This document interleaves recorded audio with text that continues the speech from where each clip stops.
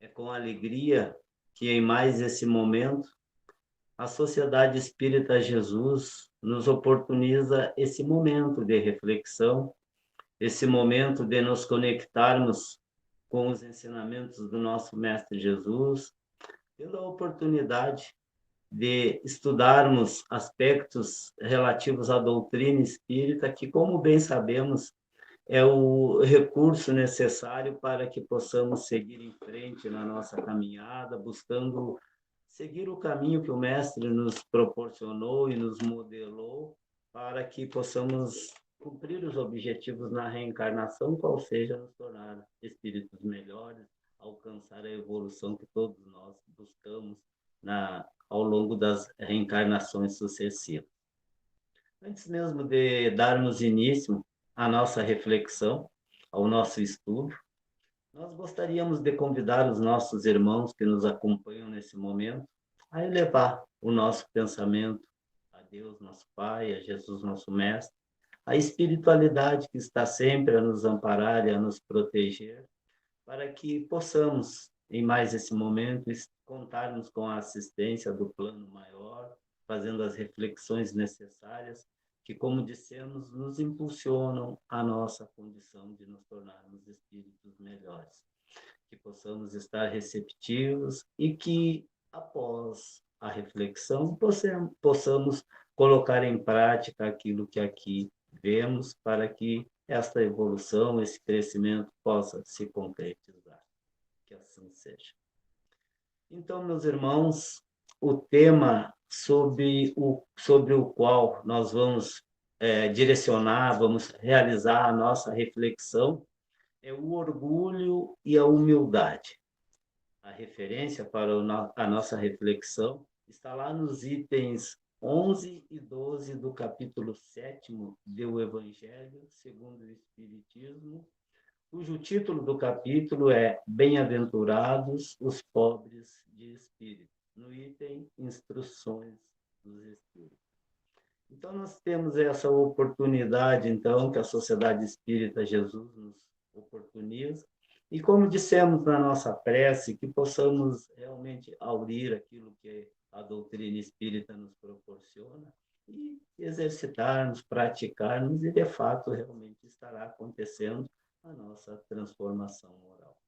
Então, o objetivo desse estudo, né, é mostrar que a humildade é o fundamento de todas as virtudes. Para isso, iremos tratar do orgulho, da humildade e das orientações evangélicas a respeito do tema. Naturalmente que antes e a partir do início da nossa reflexão, é importante a gente realizar uma definição dos termos, daquilo que estamos iniciando o estudo, para que a compreensão, o entendimento fique facilitado em relação ao que estamos dando início ao nosso estudo nesse momento. E aí vamos para a definição de orgulho, onde consta que sentimento de dignidade pessoal, brio, altivez, conceito elevado ou exagerado de si próprio, amor próprio demasiado. Soberba é o sentimento da própria grandeza real, existente no íntimo de cada ser, mas transbordado ou desviado do seu verdadeiro curso. Então, verdadeiramente, esse é o sentido, essa é a definição do termo, do sentimento, que é comum se apresentar em muitos de nós, ou na totalidade, afinal de contas, habitamos um mundo de provas e expiações, que tem a caracterização, né, de abrigar espíritos pouco evoluídos, muito imperfeitos, e, por conseguinte, o orgulho está presente em todos nós. Logicamente, o que varia, né, é a intensidade, é o grau, é como esse orgulho se apresenta. Mas a nossa missão é exatamente buscar superá-lo, buscar substituí-lo pelo sentimento oposto, que é a humildade, que é o tema hoje, como vimos, o orgulho e a humildade. Então, vamos para a definição da humildade.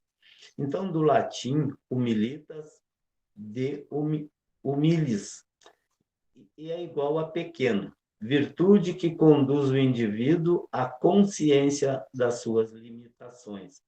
O humilde não se deixa lisonjear pelos elogios ou pela situação de destaque em que se encontra. Todo sábio é humilde, porque sabe que só sabe pouco do muito que deveria saber.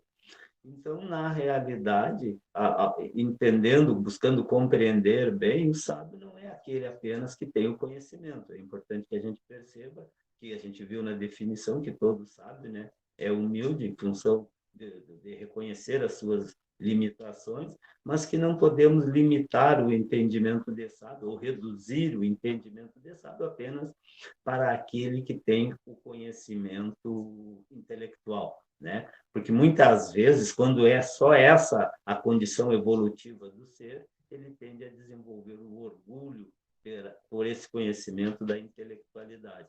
Então, o sábio aqui representado, aqui citado, caracteriza-se por aquele espírito que já conseguiu desenvolver a um bom nível tanto o aspecto intelectual quanto o seu aspecto moral e espiritual, né? Então, é a virtude cristã oposta à soberba, muito recomendada por Jesus. Então, o mestre deu muita ênfase a essa questão da humildade, ao desenvolvimento da humildade. E, sendo a humildade oposta ao orgulho e vice-versa, naturalmente, a partir do momento que desenvolvemos a nossa humildade, estamos sufocando, estamos diminuindo e combatendo o orgulho e vice-versa, né? Então, a partir do momento que desenvolvemos, que nos esforçamos em superar, em combater o orgulho, né?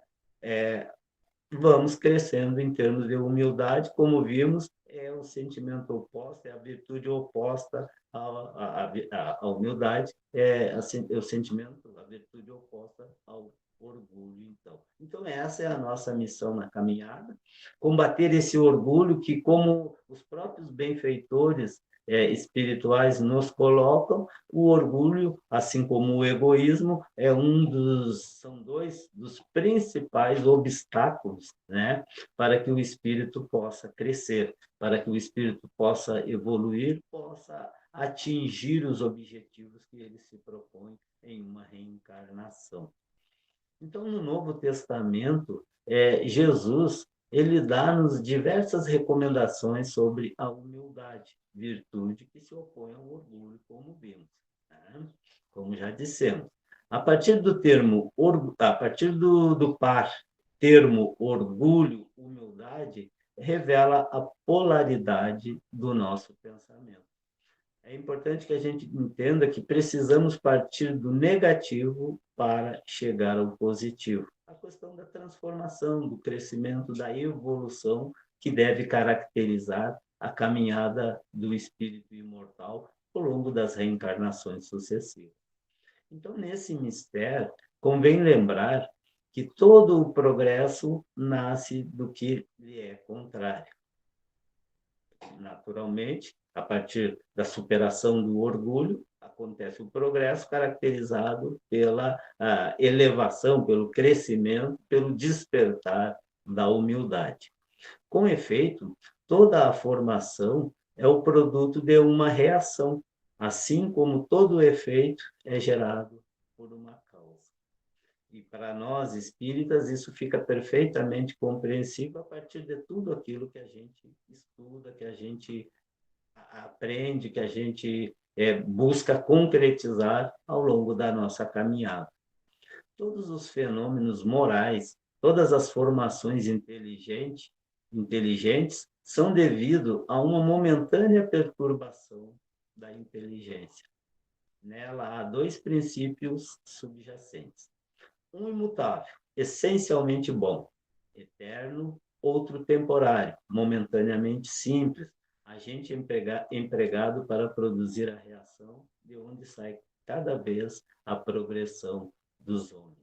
Então, dentro daquele contexto de crescimento, de evolução, né, Deus colocou a semente ou seja, um germe das virtudes em cada um de nós, bastando que, pelo nosso esforço, pela nossa determinação, pela nossa vontade, venhamos a desenvolver as virtudes. E hoje, especificamente, estamos analisando, estamos estudando a questão da humildade em contrapartida ao orgulho, como dissemos, esse grande obstáculo para a nossa caminhada, né? De acordo, então, com os pressupostos espíritas, o espírito, ao longo de suas inúmeras reencarnações, acaba escolhendo as situações que enveredam mais para o orgulho do que para a humildade.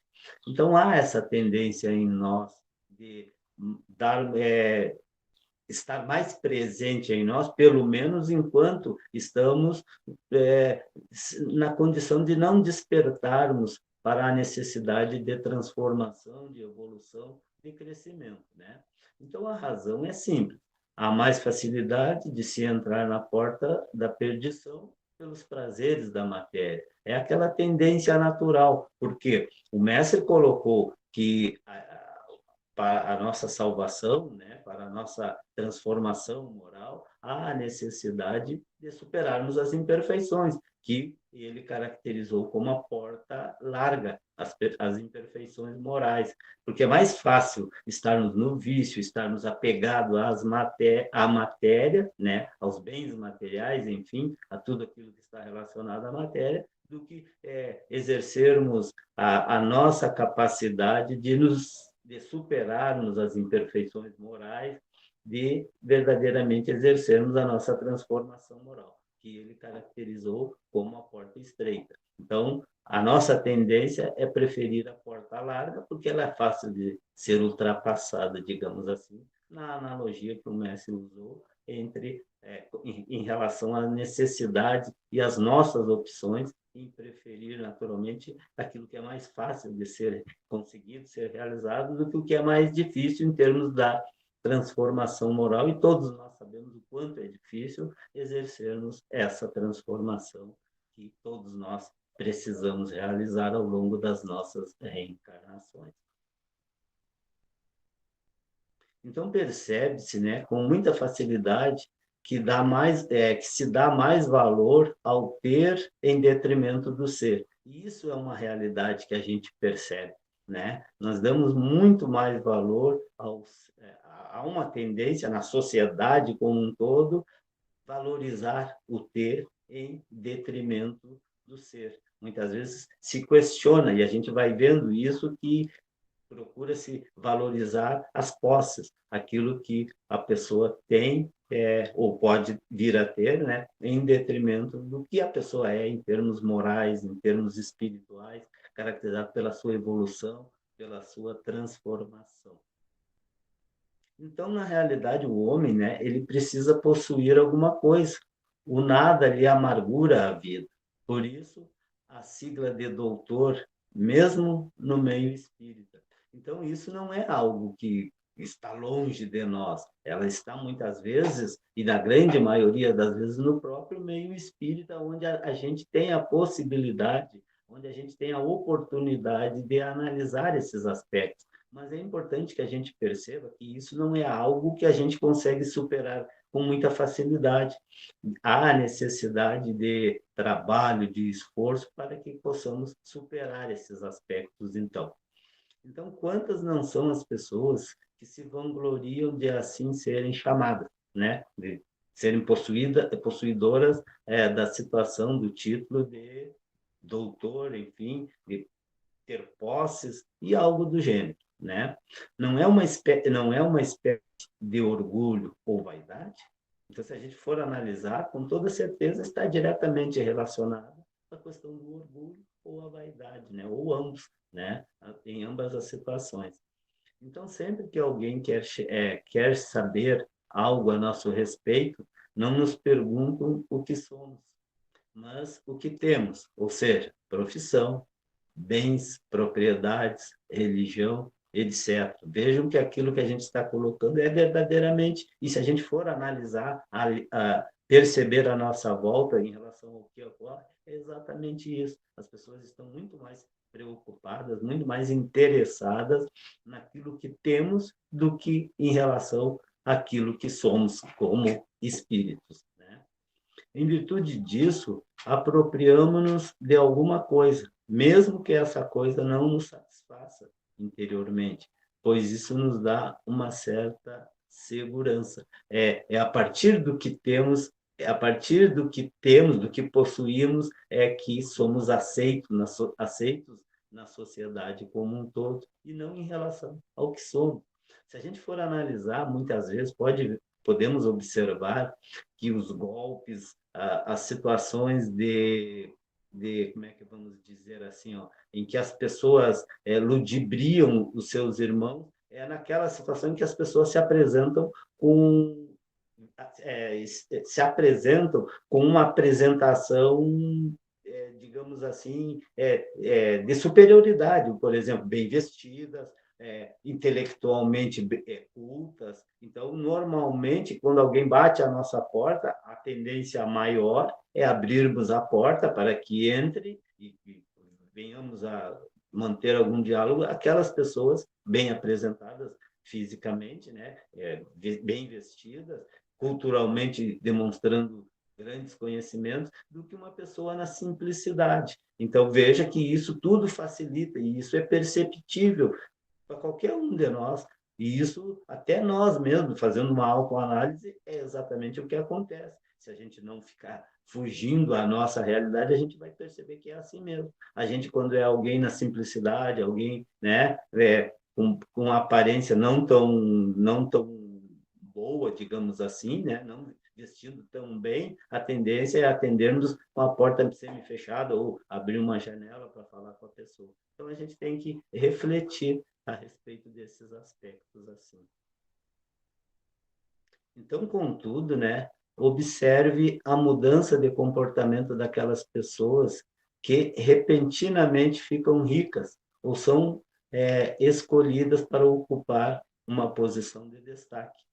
Geralmente, o orgulho e a soberba assomam-lhe a cabeça. Já não tratam mais os seus como antigamente.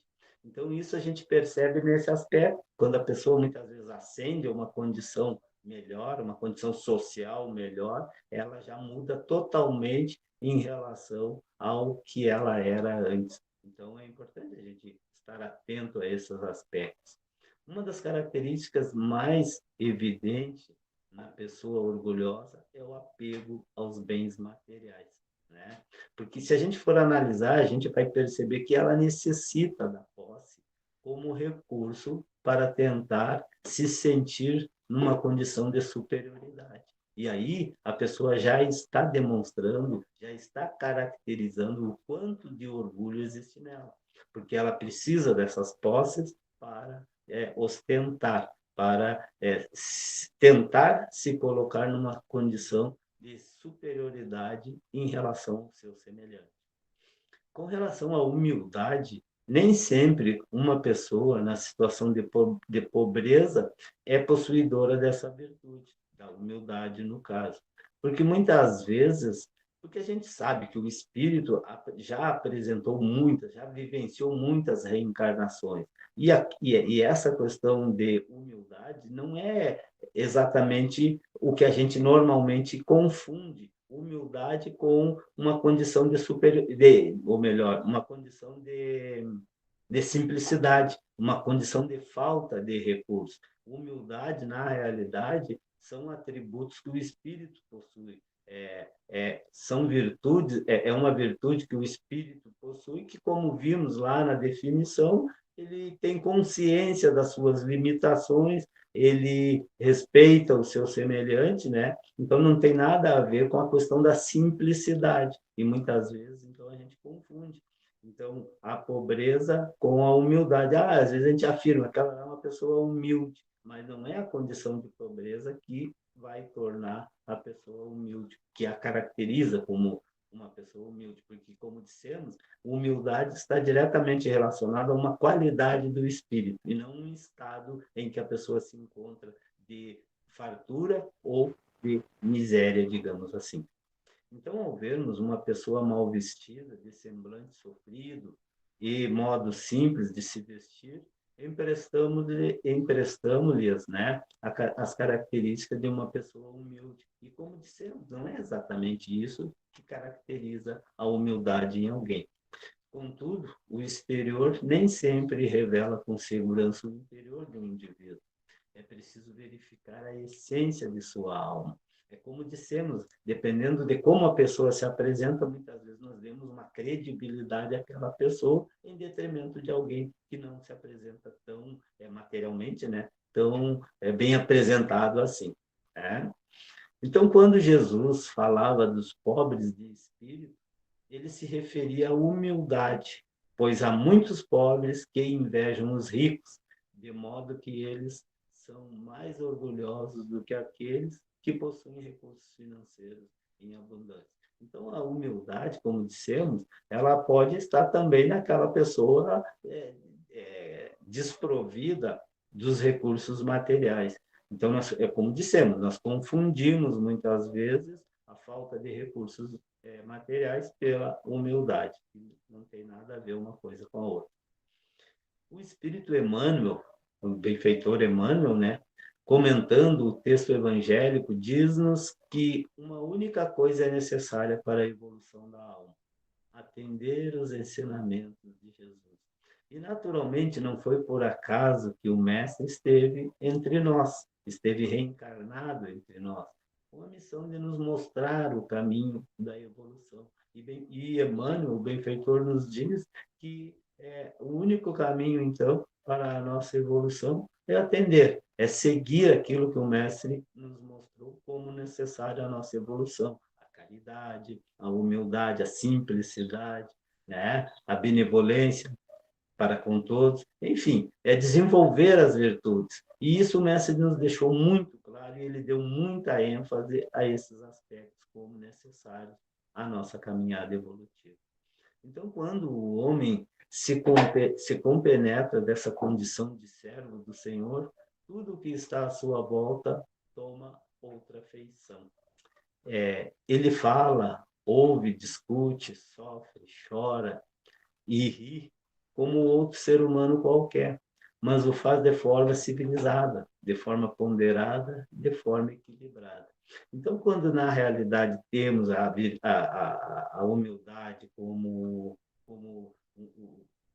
uma virtude muito presente em nós, as adversidades, as dificuldades, enfim, tudo aquilo que pode servir como algo para nos perturbar, naturalmente vamos vivenciar. A pessoa que tem um nível bem desenvolvido de humildade, ela vai enfrentar, ela vai sentir naturalmente, mas ela não se desespera. Esse é o diferencial. A pessoa sabe, ela tem uma fé robusta e vai fazer os enfrentamentos, vai sofrer diante das adversidades, diante dos reveses, mas sem se desesperar de forma alguma. Né? Então, essa é a grande lição que os espíritos benfeitores nos trazem. O verdadeiro humilde geralmente não sabe que o é. E essa é uma condição que é característica da pessoa verdadeiramente humilde. Ela não fala, ela não diz, ela não procura pôr em evidência essa humildade se ela está presente. E, naturalmente, todos nós temos um determinado nível de humildade. Lógico que vai depender individualmente da condição, uns mais e outros menos. Mas a humildade em si, ela está sempre presente em cada um de nós, porque, como dissemos, Deus colocou os germes das virtudes em nós. Lógico que depende de nós fazer com que essas virtudes venham a se desenvolver e alcançar um nível o mais alto possível, como dissemos, que é os objetivos nossos na encarnação, que é trabalharmos as nossas imperfeições e desenvolvermos as virtudes. Então, são as pessoas ao seu redor que acabam por descobrir, e é exatamente isso que ocorre com a pessoa que está com um nível de humildade bem desenvolvido. Para ela, essa condição é tão natural que nem se percebe, que nem o percebe, né? Então, é as pessoas que estão próximas a ela que vão se dar conta da humildade daquela pessoa. Não é o que coloca um verniz por fora para esconder os defeitos, as imperfeições interiores. Ela é diferente dessa pessoa porque procura aparentar, na realidade, aquilo que as virtudes que ela não possui. Então, a humildade coloca-se objetivamente dentro de sua capacidade, observando criteriosamente as suas limitações. Como a gente viu lá na definição, né? A pessoa conhece as suas limitações, diferentemente do orgulhoso, que muitas vezes procura, né, demonstrar aquilo que na realidade ele não é. Ele não importa, né, saber quem é contra ou a favor, mas simplesmente atende a um chamado de ordem superior e segue o seu caminho com uma fé inquebrantável. Então, como dissemos anteriormente, uma das características da pessoa humilde é o grande desenvolvimento, o alto nível de desenvolvimento da sua fé, enfrentando as adversidades com resignação, com fé, com determinação, naturalmente, como dissemos, sentindo, sofrendo os impactos inerentes a uma caminhada num mundo, num planeta de provas e expiações, mas sem jamais se desesperar, como dissemos anteriormente. Jesus Cristo, então, quando esteve encarnado, deu-nos o exemplo da virtude, chegando ao ponto de recomendar que amássemos os próprios inimigos. E a gente sabe que, para quem ainda não está com um nível de moralidade bem avançado, né, com as virtudes ainda em nível deficiente, digamos assim, em relação ao que se pode alcançar, realmente a questão de amar os inimigos é complicado. Mas é um exercício a se fazer e que tenhamos o entendimento, a compreensão de o que vem a ser verdadeiramente amar os inimigos. Porque muitas vezes a gente pensa que é dar o mesmo local no coração que se dá a um amigo. E, naturalmente, não vamos aprofundar nessa questão, porque isso seria uma razão, uma causa de uma outra exposição doutrinária, né? Então, a gente fica nessa superficialidade que temos, muitas vezes, muita dificuldade de compreender esta questão de como pode se definir exatamente amar os inimigos. Então, dentre os seus vários ensinamentos, aquele que nos diz que para entrarmos no reino de Deus, devemos nos assemelhar a uma criança. Vem bem a calhar, pois evoca com firmeza o símbolo da humildade e da simplicidade. Então, não adianta conhecer profundamente a teologia e as mais altas concepções filosóficas, se não nos fizermos humildes como as crianças, que são ingênuas e sem preconceitos. Se assim não for, não entraremos no reino da verdade. Então, o mestre deu ênfase a essa questão, né, da simplicidade, da necessidade de edificarmos o reino de Deus em nossos corações, como a necessidade de nos espelharmos na criança como um símbolo da pureza, um símbolo da falta de maldade, enfim, da falta de falsidade que muitas vezes se acomete sobre muitos dos seres espirituais. Então, há uma advertência do espírito Lacordaire no item Instruções dos Espíritos citados na referência, né? E ele nos diz assim: ó rico, enquanto dormes sob teus tetos dourados ao abrigo do frio, não sabes que milhares de teus irmãos iguais a ti estão estirados sob a palha? A esta palavra, a essas palavras, teu orgulho se revolta, bem eu sei. Consentirás em dar-lhe uma esmola, mas a apertar-lhe a mão fraternalmente jamais. Que dizes, eu, descendente de um sangue nobre, grande na terra, seria igual a esse miserável esfarrapado? Vã utopia de supostos filósofos. Se fôssemos iguais, por que Deus o teria colocado tão baixo e eu tão alto? É verdade que vosso vestuário não se assemelha em quase nada, mas deles despojados, ambos, que diferença haveria entre vós? Diz o benfeitor. A nobreza de sangue, dirás, mas a química não encontrou diferença entre o sangue do nobre e do plebeu, entre o do senhor e a do escravo. Quem te diz que tu também não foste miserável e infeliz como ele? Que não pediste esmola? Que não pedirás aquele que desprezas hoje? As riquezas são eternas? Elas não acabam com esse corpo envoltório perecível do teu espírito? Ó, volta-te humildemente sobre ti mesmo. Lança, enfim, os olhos sobre a realidade das coisas desse mundo, sobre o que faz a grandeza e a inferioridade no outro. Lembra que a morte não te poupará mais que um outro, que os títulos não te preservarão dela, da morte, naturalmente, que ela pode te atingir amanhã, hoje, numa hora, e se tu te escondes no teu orgulho, ó, então eu te lastimo, porque serás digno de piedade.